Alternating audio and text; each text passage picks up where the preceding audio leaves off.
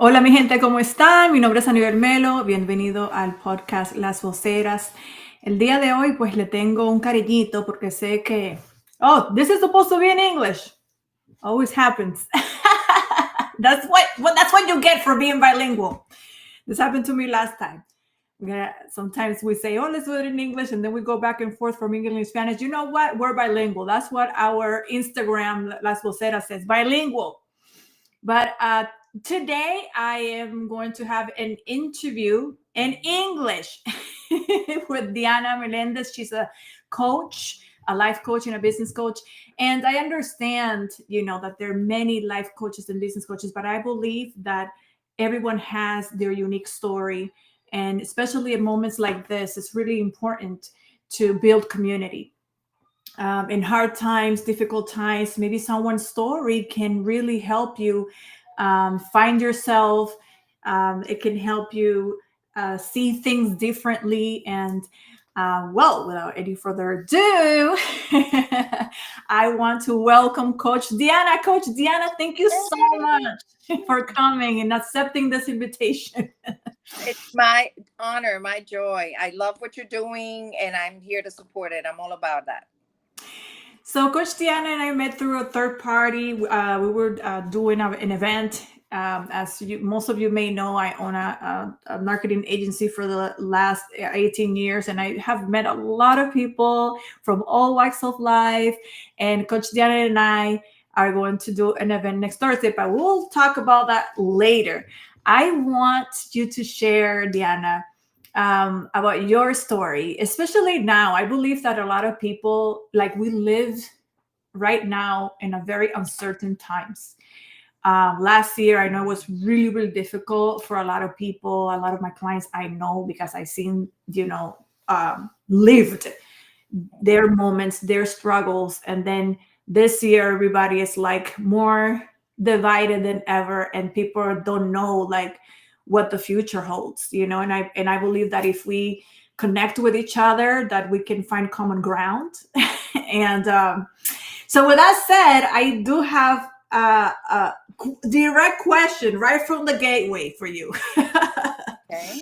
To my understanding, you had a very traumatic experience in 1992, and I guess I want you to start from there. Start from the beginning, like your journey from that moment till now, so people will know a little bit about you and your journey.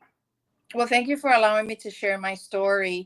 What I always tell people that are looking for a life coach or a business coach, I always tell people look for somebody that's been through something and they've overcome. Today, you can go online and get some sort of certification, and 3 hours later, you're a life coach. However, my journey has not been, 3 hours. I did do my due diligence after the process of encountering that through life coaching and other tools, I was able to overcome. The summer of 1992, I had an accident. I was paralyzed from the waist down. And I was a young bride. I had two kids. I had the perfect job, the perfect house, the perfect partner, the perfect everything. I was at the top of my career, making good money, living well in a beautiful home. And all of a sudden, my world turned upside down. And suddenly I couldn't even help myself to go to the bathroom. So it was a very humbling experience. And so, of course, when you go through something so traumatic, the questions that come to you are why me? Why? Hmm. Why God? I'm not a bad person. Why is this happening to me? And who am I now that I'm not a top notch executive making X amount of dollars? We tend to define who we are by what we possess, by the achievements that we, or accolades that we get to do in life, and the things that we accumulate. And it's through these experiences that really, really, really render you, it seems hopeless and helpless, but really it's a place of surrender. And so I chose the path to surrender rather than being angry at God as I conceive it, creator of the universe. Rather than being angry at, my bosses because they told me this happened in my office. I was a junior executive for a Fortune 50 company. And I was busy. I was in the top of my career. So rather than being angry at the situation, I chose a path of finding out. If I can't find out why, then at least I'm going to find out two other things. What is the purpose? And how am I going to get through this? Yeah. And in my journey of finding out those two questions, I came across a book from somebody that a lot of people are going to recognize when I say his name. And props to Tony Robbins, the Awaken the Giant Within. And there was another book too. It was called Good Morning, Holy Spirit. Those two books helped me start I that have that journey. book, Good Morning, Holy Spirit. I haven't gotten around to reading it though. And it's such a I have little like book. five books that I need to read right now. It's I'm telling you, it's an easy read. It's such a little book, Yeah. but the premise of the book is Yeah. that Tony Robbins' book was, there's something great inside of you, and you just have to tap into it. Mhm. And so I chose not to see myself as a victim of this accident. I wanted to see myself as a victor. I'm very competitive, and so I've always been in my life, and I was willing to do whatever it took.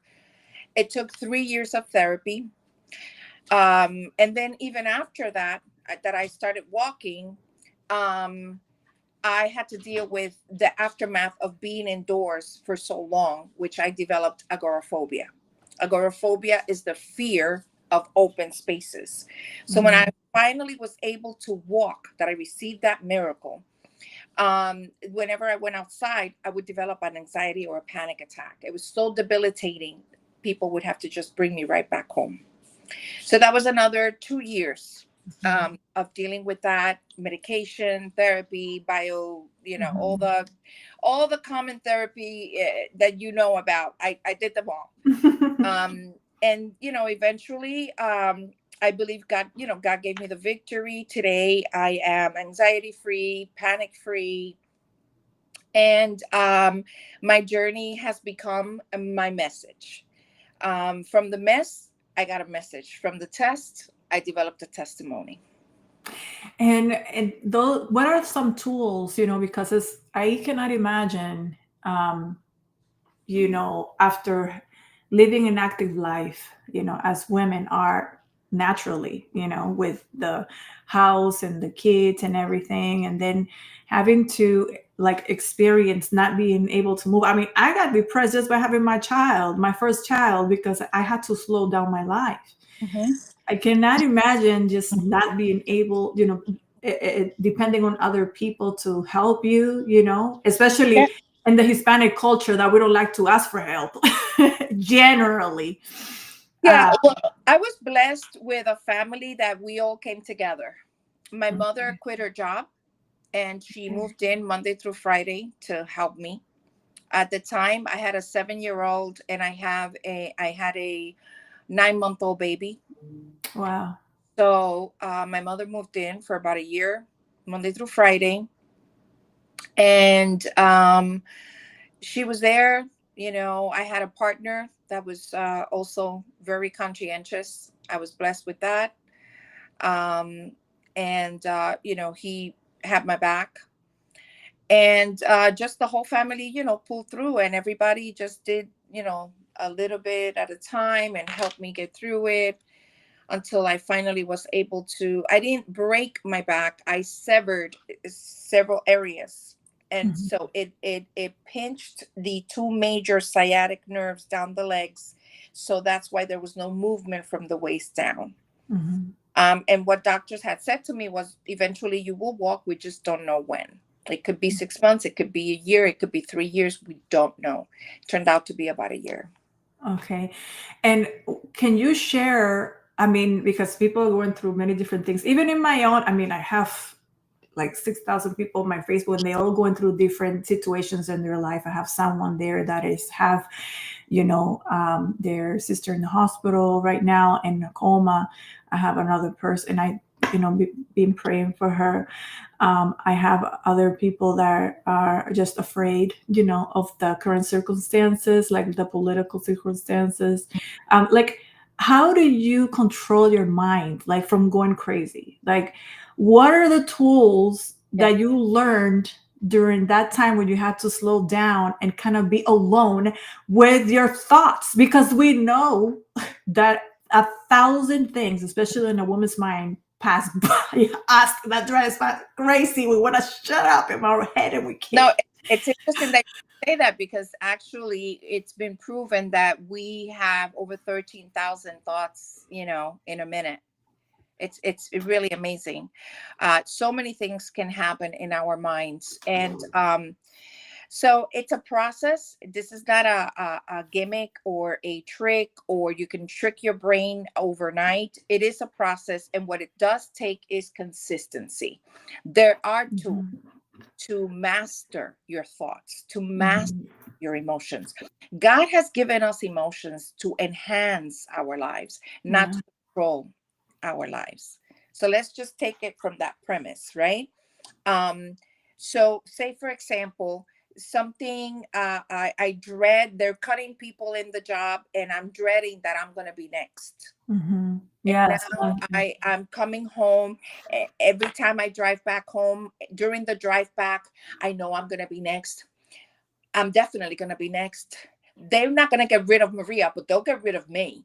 Yes. And You're so, your worst enemy. yes. So what we need to harness is the inner dialogue, because the feelings don't come first and then a thought. The thought produces a feeling.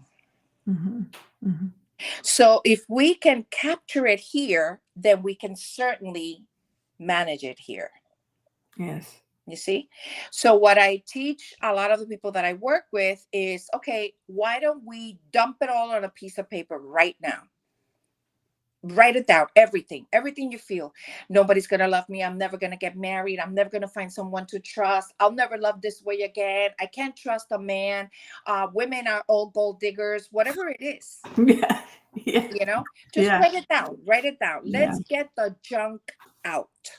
That's Yes. one of the exercises that I do. After we get the junk out, we do several exercises. And then I tell them to like crumple the paper up, like crumple it up. Yeah. And then we burn it. And as we are watching that burn, it's giving my brain a visual of something that is going away. Your brain doesn't know the difference between excitement and anxiety, between fear and anxiety, between anticipation and anxiety. But if we talk to your brain at the time that this feeling is coming up, we can navigate, and like a GPS, we could give it a new location peace of mind, location this will work out, location it's going to be okay. So I teach my clients different brain hacks, if you will, so that they can learn how to master their inner dialogue. And how, through this process that you've been through, how has because it's been a while, from 1992 to now, it's a whole lifetime. How has your philosophy changed? Because I know, and I have seen a flood, of coaches. How do you choose, the right one? But I want you to take me through the process of your philosophy from that moment in time and till now. Okay, so I started with a foundation that I believe in God as I perceive it, creator of the universe. And I always say as I perceive it, because somebody can believe different than me, and that's okay, right? There is room for that. It is not my place as a coach to judge or for you to believe what I believe.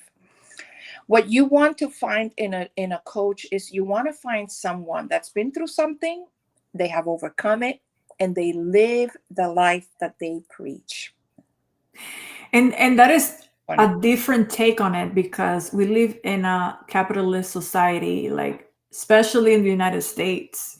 that you listen to like the millionaires and the billionaires, and people spend like a, their lifetime savings and money. I seen some crazy stuff that people do, to like achieve success, like monetary success. But haven't you seen like a shift? Maybe you have, maybe you haven't, in your industry, of like happiness instead of just money. Instead of money.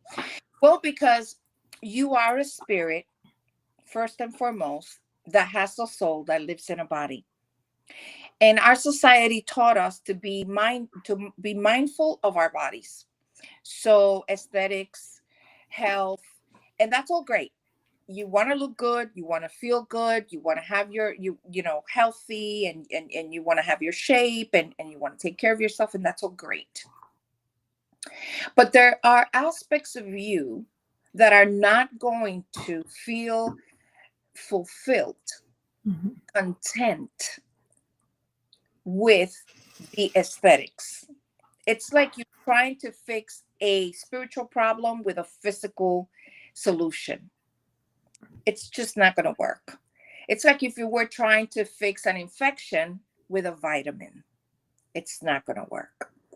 So, what I always tell my clients is we need to consider that you are a spirit that has a soul that lives in a body, and that your spirit needs certain things, your soul needs other things, and your body needs other things. So, what I do different than a lot of coaches is that I approach life coaching and business coaching in a holistic way. All of you, body, soul, and spirit. And I think over the years, I don't advertise. People find me. Oh, I'm the cousin of, or I'm the brother of, or I'm the sister of.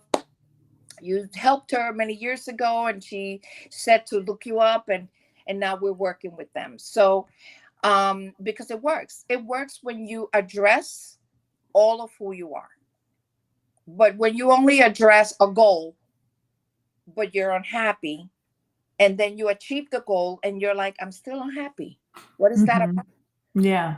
You see, Yeah. because you did something, but you're forgetting on the process of becoming someone that can now gratefully appreciate this new thing that you have been gifted with.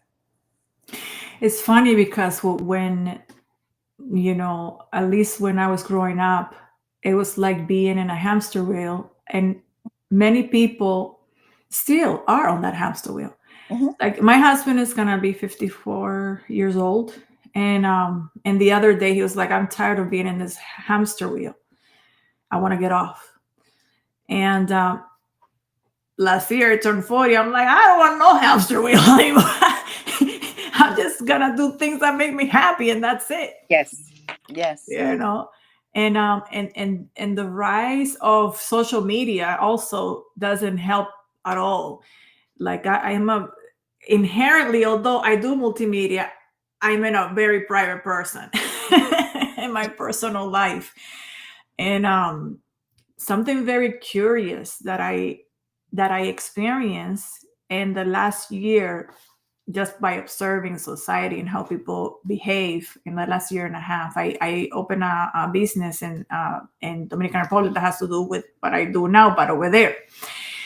And I will see like this, a lot of people online, like a lot of influencers online, especially in a country like Dominican Republic that is so poor, flaunting their success and their jewelry and things like that. And I remember last year, at least two of those people got assaulted. Oh, I'm sorry to hear. Someone got their jewelry and things like that. And I'm like, how, you know, how can we change that like mindset of materialism that consumes our society so deep that we're never satisfied with anything? And like Instagram, because it has to do with picture and images and all that, that it makes it worse. Like, how do you deal like with, I wanna be like this, but people that are in this industry know that that's fake, but the regular person doesn't know that's fake. Like, how do you balance all of that dynamic? I think it starts at the home. Here's what I ask a lot of parents that are raising Gen Alpha right now, the kids today. Do you take them to feed the homeless? Do you Mhm. take their toys to a Goodwill? Um, do they ever, take the time to collect the toys from last year and send them to some orphanage? What are you doing to show your child Mhm. that he's blessed, that she's blessed? And so, not to take for granted. That would be number one. And then number Mhm. two is, what makes you think as a parent that giving your child what you didn't have is what they need to make them a great person, Mhm. to build that beautiful human soul, that human being? So the mom prepares the child for the inner world, but the father prepares the child for the outer world, right? Because we see how mom and dad contribute differently to Mhm. parenting. So I would say to parents, I would bring it back to parents, we need to go to the root, and the Mhm. root is parenting. Would you consider, like, a person that is going through some difficult times and keep doing things over and over again? And I'm thinking of a few people right now, but I can't say their name. They're like over 30 years old Mm.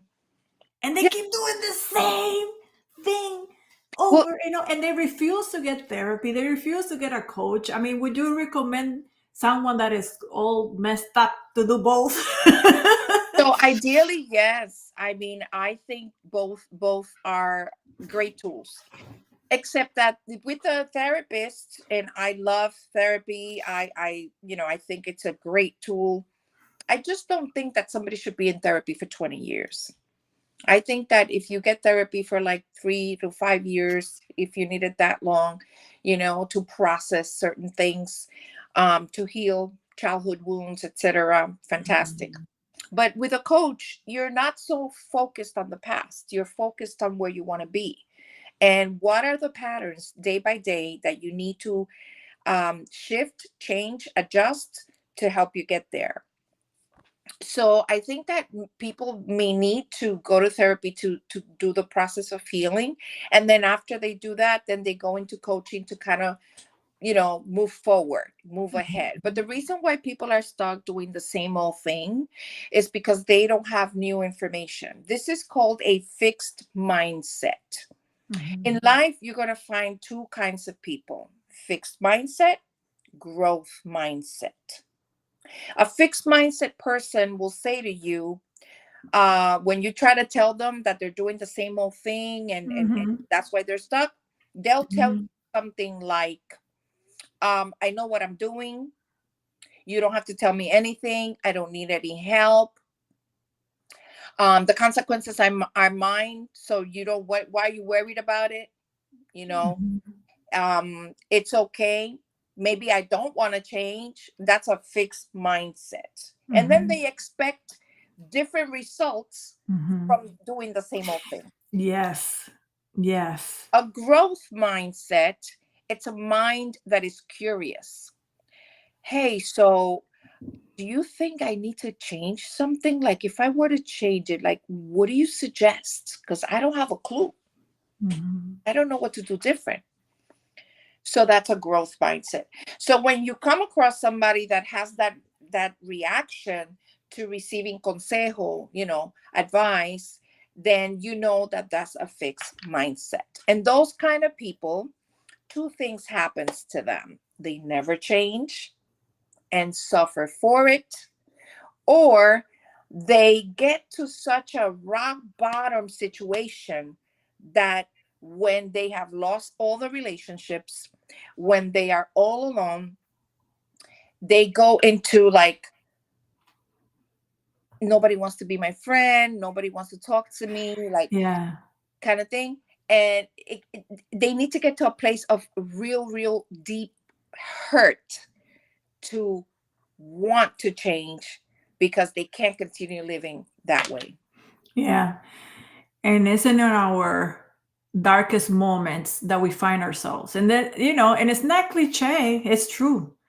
Yeah. I think, the people that are the most emotionally healthy are the ones that went through like the worst. And but we need to continue growing, because just because I'm a life coach and I've been doing this for 24 years doesn't mean that I there are areas of my life that I don't strive to continue working on, you know.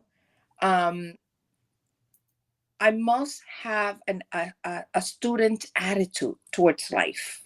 Confucius said, a life unexamined is a life not worth living. Hmm. And the Bible puts it this way: search me, O God, and see if there be in me any ways of iniquity. Psalm Hmm. 39:24. Right? So we need to examine. I think that people that deal with people, whether you're a pastor, whether you are, you have your business, whether you are in a marriage, whatever kind of relationships where you're always dealing with people, you need to Hmm. take a time once a year to yourself to introspectively check yourself. Is everyone getting the better version of myself? Am I getting the better version of myself? Am I being kind to me? Because we consider, always, okay, becoming a better person to deal with other people, but you got to be a better version of yourself to also deal with you, Hmm. you know. So I always recommend that women, men, whatever, take a yearly sabbatical, like even a weekend retreat where you go and you can get tools and unwind and decompress and all of that. Also accepting, like, one of the hardest thing, for me, because I always strive to be the best like yourself in everything. Hmm. um it was accepting the acceptance sometimes that you're wrong, Mm. that not to feel like you're attacked or that someone is attacking you, but accepting that you are incorrect. And that was like one of the things that I had to learn very early, Mm. like literally maybe 20 years ago, like in my 20s. I was Hmm. like, why am I keep doing this, going around in circles? Like I was dating the same man over and over again. I hear. I was like, what in the world? Like, why do I keep doing this to myself? And we do have a large number of single women today, you know, that keep going through the same person. Like, until you learn, that you need to move on You know, from that. we Latina women, we want passion, we want the romance, we want the papi chulo, we want the rock my world, we want all of that, El maluco, el maluco que te va a dar ti. and you should have it. The thing is Mhm. that we are going to always gravitate toward what's familiar, Mhm. and a lot of us are replicating patterns that we saw growing up. The uncle that was unfaithful to our aunt, Sí. the father that had my mom and another wife with other kids, uh, Mhm. and things like that, and society also, particularly in the Spanish community, we have believed the lie that así son los hombres, men are Sí. like that, men are, En el patriarcado, the patriarchy. Mhm. and no, that's not true. The same way they have hormones, Mhm. we have hormones. You know, Mhm. I don't know why we make a big deal about a woman that's unfaithful, but when a man is unfaithful, it's like, oh well, Ajá, así mismo. It's you true. know. And I see a lot of posts on Facebook like, oh, my wife left me and I'm here with two Mhm. kids. I'm like, dude, join the crowd. For Ajá. hundreds of years, you know how many women have done that? Why Yes. can't I do Yeah. it for Yeah. you? You know. So And I, I think that the women that do that, um, kudos to them because they believe in love. But love is not supposed to hurt. yes. Mhm. And I see, and that's a really good segue for my next question. I see that you have that one of your courses focuses on overcoming the aftermath of a relationship with a narcissist. I didn't have to deal with a narcissist in a relationship like a romantic relationship, but I did have for all of my life had to deal with a narcissist. Uh, One of my parents Mm. is a crazy narcissist. It, it's very hard when it's a parent, because it really can affect somebody's self-esteem in a really big way. And the kid, the kid is dealing with trying to please that parent, try to appease that parent. And so this develops in a child. I'm not good enough. I always Mhm, have to be doing the next best thing. mhm, Um, Overachievers, mhm, you know, people that are insecure, envious. If they see somebody doing good, they right away think, okay, I got to match up, mhm. because they're very quick to compare themselves. So, there's so many things with parents, and it's difficult because you can't divorce a parent, right? Yes. But what I tell people is that sometimes it's okay to love people from afar. Mhm. Access to you is a privilege. Yep. That's right. Access to you is It's a privilege. true. So it's okay to put boundaries. Yeah, and I did that 10 years ago. I haven't seen that parent 10 years for 10 years. Yeah. But the one thing that I would say to you, not just you, but anybody that has to deal with something like that, is check yourself. Check yourself that you're not holding on to negative emotions. That Yes, that's time, really important. Yeah. every time that the memory of what they did, what they said comes, that you take a moment, you stop what you're doing, and you take a moment and you say, I release them in love and forgiveness. And yeah. I release them in love and forgiveness. Because you want that negative emotion not to stay in your body, causing disease. Mhm. So that's very I believe that stress. Well, it is scientifically proven that stress, high levels of stress, causes 80% of diseases. correct. So we have to be cautious with what we feed our mind Yes. and what we hold in our heart. Yes. That was a very difficult situation for me, but it was the best situation and what I needed to do to protect my family. Of course. Um, and of course, my heart is clean, and some people live in that, especially a while ago. Well, 9 years ago or so, I met someone. He's a guy that had to leave his wife. He left his wife with 4 kids. Mm. They were having so many problems, and that was because um, there was not two of them. There was a third wheel, which was the parent of her parent. And we Mm. see that a lot in Hispanic culture, that like you are your parents' retirement plan, like you are your parents' Right. dream that they couldn't fulfill, like Mm. you are the parents. Like it's so overwhelming, and that can be so dañino, so dangerous for your well-being in general. Right. um and that goes along with the same question of the one Well, of the what or I that one of the courses, if you could expand a little bit on situations like that. I'll give you an example. Um, I had an uncle. Actually, not directly my uncle. It was my mother's uncle. And my mother's uncle, for most of his life, he was a drug addict, IV drug user from Hmm. my mother's side. What a beautiful human being, beautiful person. I remember when we came from Puerto Rico to New York, I was 14 years old, and it was 1977. It was the summer, and we came to live in the Bronx from Puerto Rico. And he came and he took us to Central Park, and he showed us Manhattan, and he took the time to show us all the nice stuff about New York City. And I just like thought what, how kind, how generous that he took out of his time. None of the other family members had time, but this one guy, he took out of his time, okay, to come and show us, and my mother came with 4 kids. Mhm. So he took us ice cream, Central Park, the carriages, the boats, this, that, whatever. And I just thought, what a beautiful human being. But that beautiful human being never got married because he was a transgender. Never got married, didn't have children, but we loved him.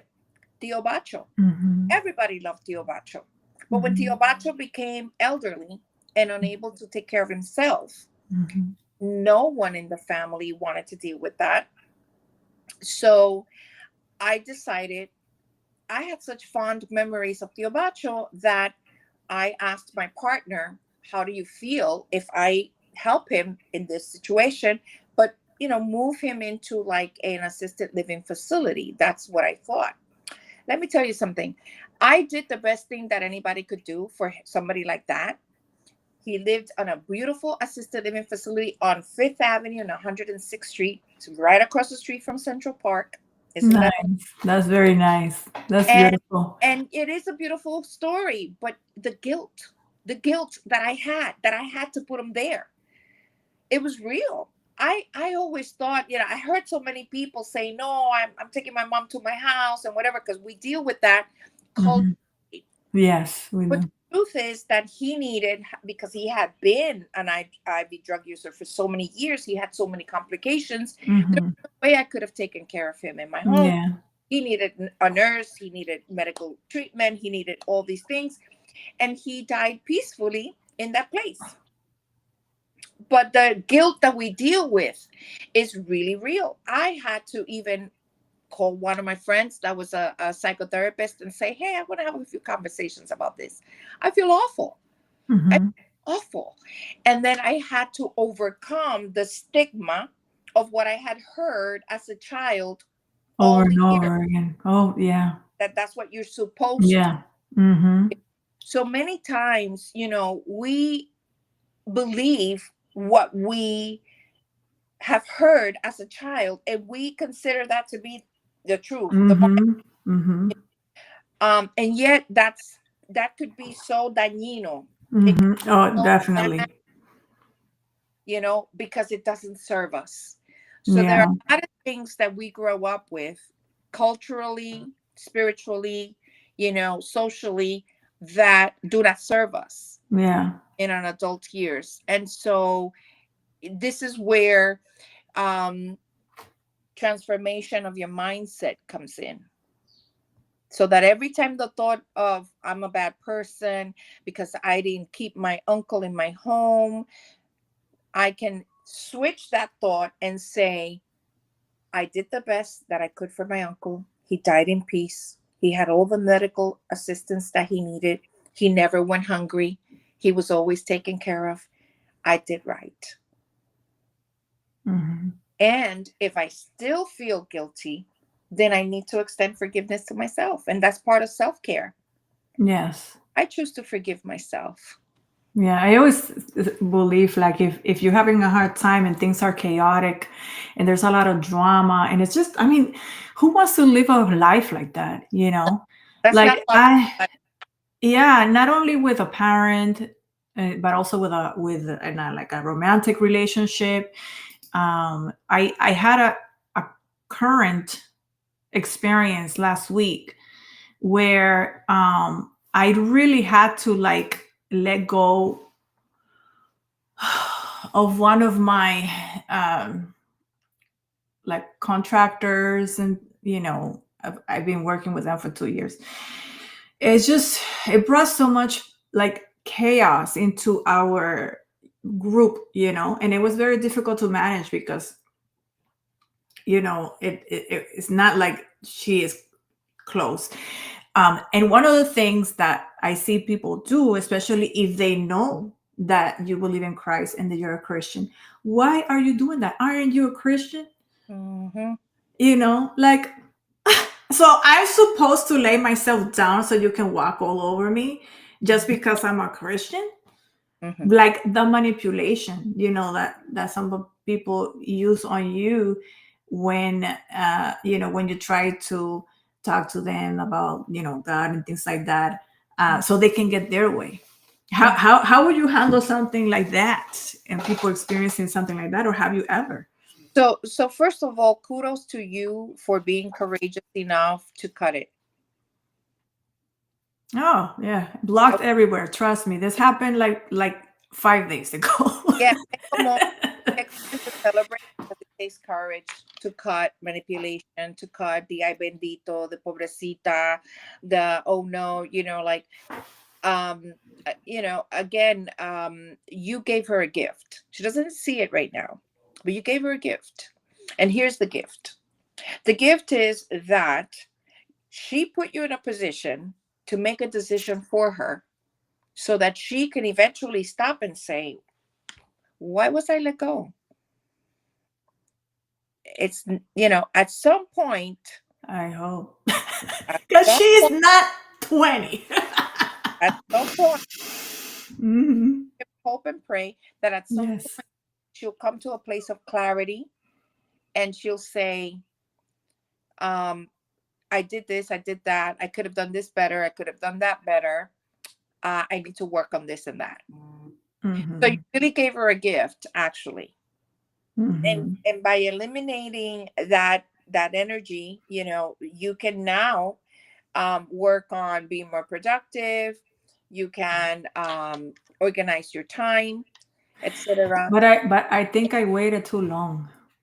2 years is a lot to wait. I'm a very patient person. I'm very giving. I'm very, I give a lot of chances. I try to work around people's weaknesses, because my main focus is to get it done, get it done, get it done. We can go to the finish line, but I cannot be carrying. I will feel, yo me sentía como que I was like carrying all of this weight, but it was her putting all of this weight that I didn't even need to have it, Mhm. you know.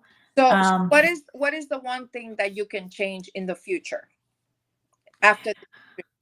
What do you think that is?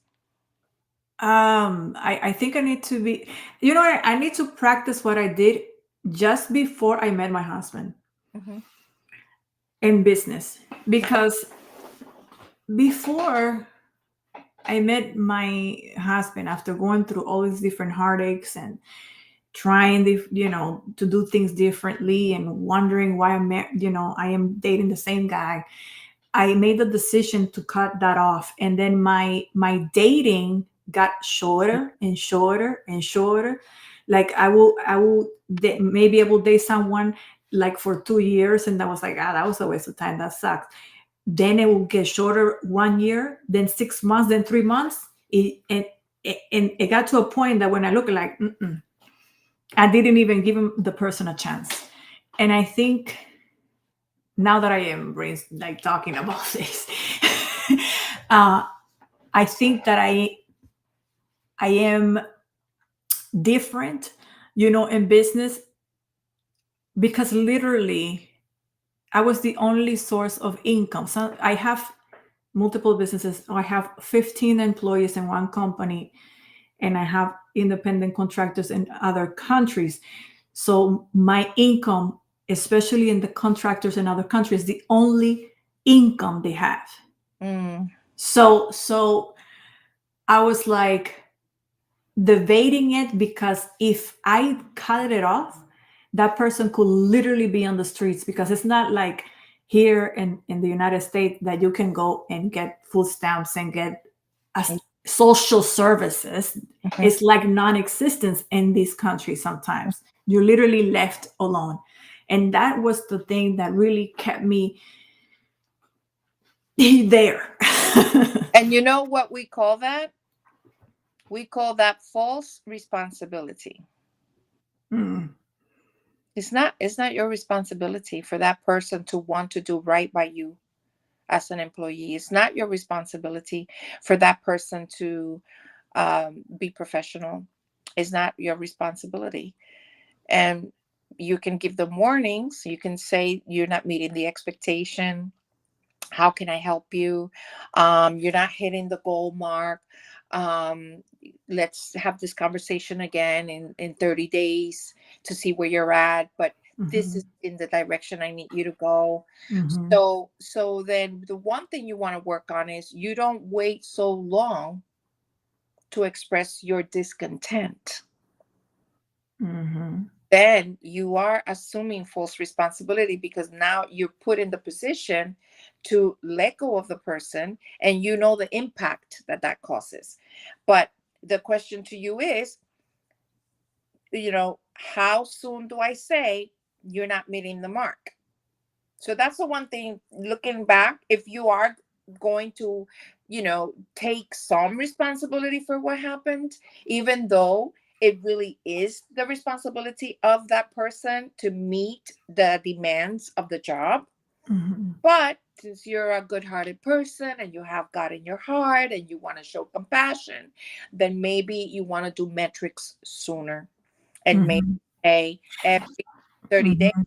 90. It has to be through metrics because this is dealing with thousands of dollars, Yeah, and it has to be cold and calculated, unfortunately, because at the end of the day, it does a disservice to everyone in the group, you correct. know. And you're running a business. You're not running a ministry. Yes. Well, that's why I have Voceras Inc. Because I need something nonprofit. Because because that's where my heart is. The business just came along with my experience. Like you go through things in life and then you kind of stumble upon Mhm. things. But that is really interesting. So one more thing before we go, that I wanted to, um, I think we touched upon different situations in this moment of time, but we have also seen different transitions, like a transitional period, with a lot of, it's all over the news, the private sector and the government sector right now are experiencing massive layoffs. So you also have a lot of people that are in a transitional period, Mhm. and they may opt to find another opportunity or go in the route of entrepreneurship, which is the craziest route. I think entrepreneurship is not for the faint of heart. Interestingly enough, during the times of war, inflation, depression, is when the United States experienced the most businesses and the most millionaires. So there isn't a perfect time for you to launch out into something. And what I always like to see is that in the Chinese language, for example, Mhm. the word crises, it's Chinese, they don't have letters like us. We have 26 letters in English. Mhm. But in the Chinese language, I don't know how those people read, but it's so funny to me. But the thing is that the word crisis is spelled out with two symbols. Mhm. One symbol means danger, and the other symbol means opportunity. Mhm. Every crisis has a danger and an opportunity. Mhm. And so times are tough because it is time for that aspect of the human being to come forth. We Yeah. originated, with survival skills, amazing survival skills, right? From people that lived, in the forest, to people that live in the desert, to people that live in the in the winter and the North Pole and all of that. Everybody had the capacity to deal with survival. Otherwise we Mhm. wouldn't have, people from Africa and people from the desert and people from this and people from that, um, because that capacity is ingrained in us. Every human being has it. When you don't know how to tap it, that's when anxiety comes and depression comes, and Mhm. all kinds of emotional turmoil comes. But when you hit a crisis, and then all of a sudden you say that inside of you, you say, it's do or die, I gotta learn how to swim. you best believe that every human being has been gifted by God to have the capacity to learn to swim. Mhm. Okay. And I mean, not like swim physically, but like swim emotionally, spiritually, etc. So even these times that are so uncertain, even these times that are causing so much turmoil to people, what's Mhm. happening is that people are becoming very, very creative to make a living. Yeah. So many niches, life coaches. And it happened in the pandemic. Like Yeah, people started making a living online, making thousands a month. They left their jobs, and there were a lot of content creators that had professional jobs. Now yeah, they live off of making content, and people that had their jobs in hospitality, then they started their own business. A lot of new businesses emerged right, right. from the pandemic, and now we're transitioning into something else. um But there's gonna be the a right now. I think there's gonna be a period. 2025 is gonna be like, a kind of an. it's just uncertain, like every period is different. I think we're gonna ease into really good times. Like the economy is gonna pick up, and it's not because of who is in the White House. It's just that there are too many interested in helping U.S. survive because of all the threats against our nation from other Mhm. nations. So we really need to, like get back. Rise to the occasion. Yeah, yeah. We need We, to rise to the occasion. I was thinking the other day, I was like, man, like this is crazy. I like literally I've been to like three major events like in my adult life. Like, and I was like, I hate freaking politicians. All of them suck. Because when I got out of college, we went through the recession of uh, 2008. And then from there, of course, I have so many degrees, but out of like need and necessity for whatever I was doing at that time. And then the pandemic came, and that was another situation, another process, like of growth. But I was like, I felt like more prepared because I was a kid, like out Mhm. of school when the recession happened. I don't know what was going on. Like you're not paying attention to politics. Well, at least most kids at 18 don't. And then the pandemic, and now all of these uncertainty from today. So, and it's true what you said. We are survivors. Like everyone has a story to tell. And I just want you to just provide like some words of encouragement as we close, our session. And then, of course, we're going to see you again next week. But before we invite everyone that is watching this, would like, Coach Diana, for you to close with some words of encouragement, with, the past 5 years have been very difficult for many people, and just what to look for, what to do. I know that in moments that like this, it's good to build a sense of community, but I'll let you take it over. Well, if I were to encourage anyone tonight, I would say use your power to choose. If there is one thing that you have, is the power to choose. You can choose how you respond. You can choose how you react. You can choose what to do with your money. You can choose what job to do. And you may think, no, my industry is really bad. Well, then make another choice. And how Mhm. you get away from a bad choice, you make a new choice. Mhm. So remember that you always have the power to choose. And that in itself, that's your superpower. That if you don't like the way you're thinking, you can choose to change your thought. If you don't like the way you're feeling, you can choose to change the way you're feeling. And people say, but that's hard to change the way I'm feeling. No, it's not that hard. Let me tell you something. I do a little trick. It's impossible for there to be oxytocin being produced by your brain and you feel down, depressed, sad, whatever. This is what I do. I find a song, any song. I have a little morning routine that I've had it for 30 plus years. And this is the morning routine that I have.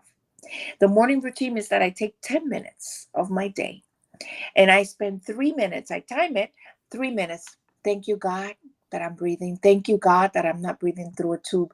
Thank you, God, that I'm not in a hospital. Thank you, God, that I still have hair. Thank you, God, that Mm. my skin is good. I don't need Botox yet. Thank you. Living a life Thank God. I of thank.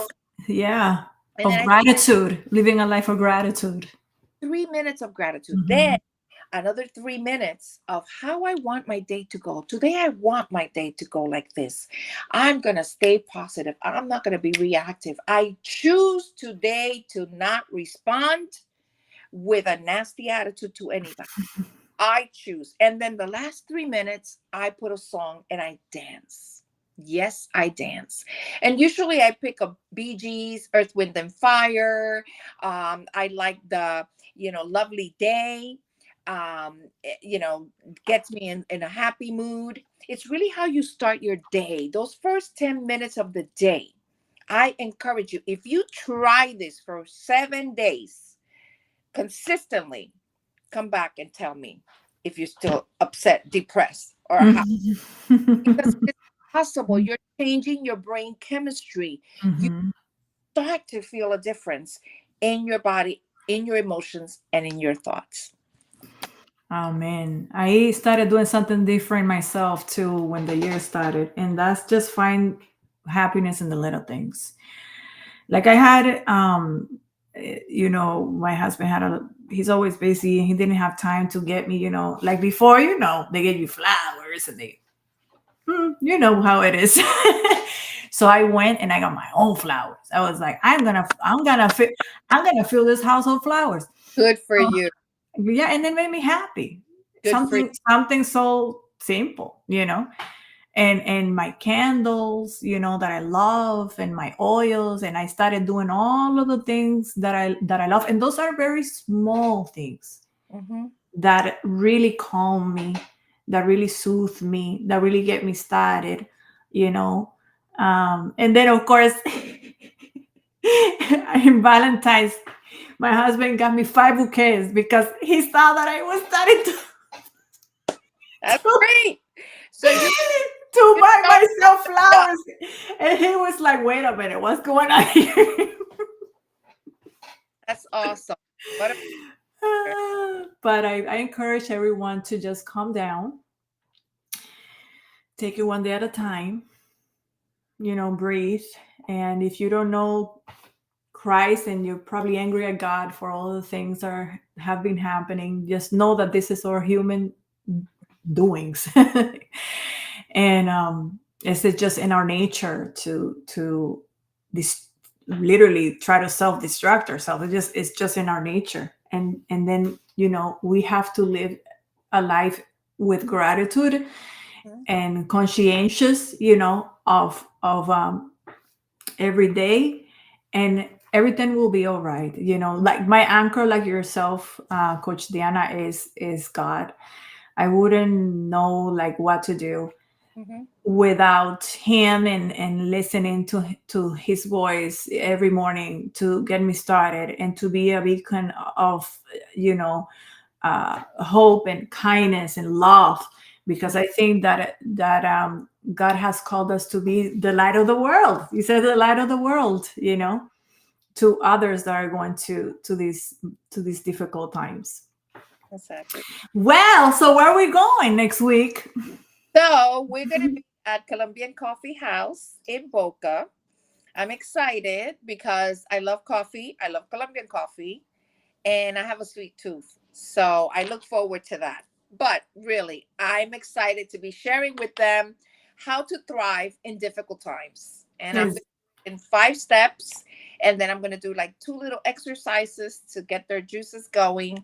And hopefully, somebody can walk out of there with a powerful tool that they can apply to their lives.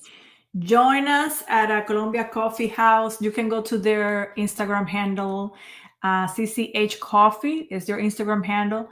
And register in their bio. You can register for the event. It's almost sold out, believe it or not. So, Today I saw that it only like five spots are left, and they're located in 495 Northeast 20th Street in Boca Raton.